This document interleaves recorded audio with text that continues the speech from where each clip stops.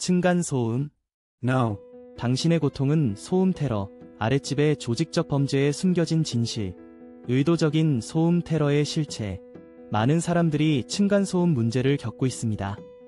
하지만 이러한 소음 문제가 단순한 소음이 아닌 조직적 범죄의 일환이라는 사실을 아는 사람은 많지 않습니다.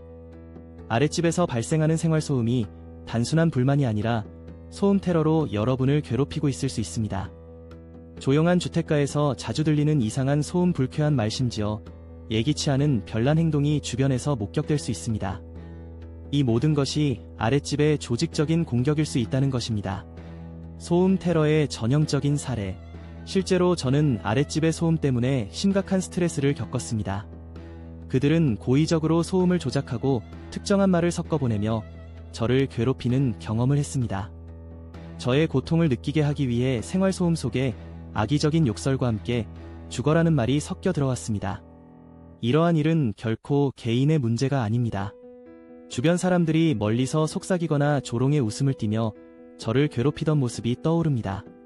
조직 스토킹과 그 위험성. 조직 스토킹의 정의는 단순히 물리적 괴롭힘이 아닙니다. 피해자는 심리적, 신체적 고통을 겪으며 이를 통해 조직적인 범죄의 일환이라고 느끼게 됩니다. 가해자는 남녀노소 그리고 다양한 국적을 가진 사람들까지 포함되며 심지어 어린 아이들에게서도 이러한 행동이 나타나곤 했습니다. 이러한 소음 테러는 사회 전반에 퍼지고 있으며 인천공항과 같은 큰 장소에서도 그 경험을 했다는 피드백이 있습니다. 인식하지 못한 채 그들 또한 조종당할 위험이 있다는 사실이 경악스럽습니다. 기술의 악용과 그 결과. 이제 많은 사람들이 이러한 소음 테러가 단순히 개인적인 괴롭힘이라고 생각하지만 이는 더 복잡한 사회적 문제로 이어질 수 있습니다. 생활소음과 사이렌 같은 소음 속에 가해지는 불쾌한 말들로 인해 피해자는 그 심리적 고통을 견디기 어렵게 됩니다. 이어지는 내용은 블로그 게시물에서 확인하실 수 있습니다. 게시물 링크는 더보기란 또는 고정 댓글을 참고해주세요.